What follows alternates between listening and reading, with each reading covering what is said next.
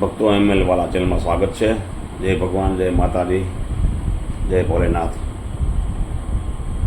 આજ હું આ વિડીયો બ્લોગ જે મૂકું છું, એક એવા બાપનો બ્લોગ મૂકું છું કે જેને બે દીકરા હોવા છતાંય આજ અમદાવાદની હોસ્પિટલમાં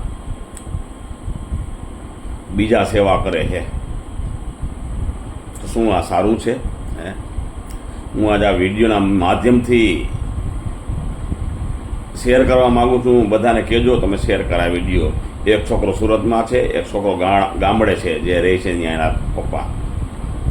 આજ એકલા એના બાપુજી બીજા સેવા કરે છે અને કેન્સર આજુબાજુ કંઈક એવું થઈ ગયું છે ને, સમજ્યા? જે થયું હોય એકલા પૈસા લઈને અહીંથી ગયા છે તો હું આપણી ફરજ નથી આવતી? હું આપણે આહારું થઈને મોટા કર્યા છે?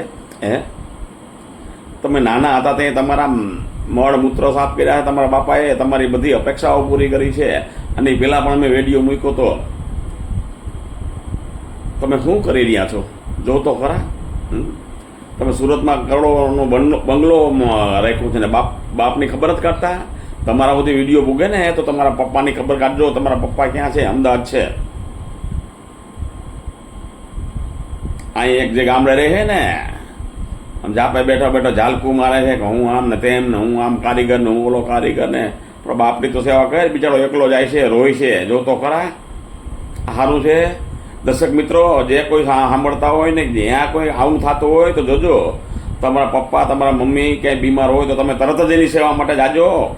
તમારે કદાચ સુખી થવું હોય ને તો ભગવાન તાવથી રાજી નહીં થાય। તમે કદાચ ગમે એટલી ભક્તિ કરશો, ગમે એટલા દાન પુણ્ય કરશો, માતા પિતાને નહીં હાચવા ને તો જવા દો, સમજ્યા? તમારું પૂરું તમે કોઈ સુખી ન થઈ શકો। તો દર્શક મિત્રો, હું આ વિડીયો ચેનલના માધ્યમથી હું તમને જલ્દી કહું છું કે તમે શેર કરો વિડીયો અને એના દીકરા સુધી પહોંચાડો। તો ચાલો, જય હિન્દ, જય ભારત, જય ભગવાન।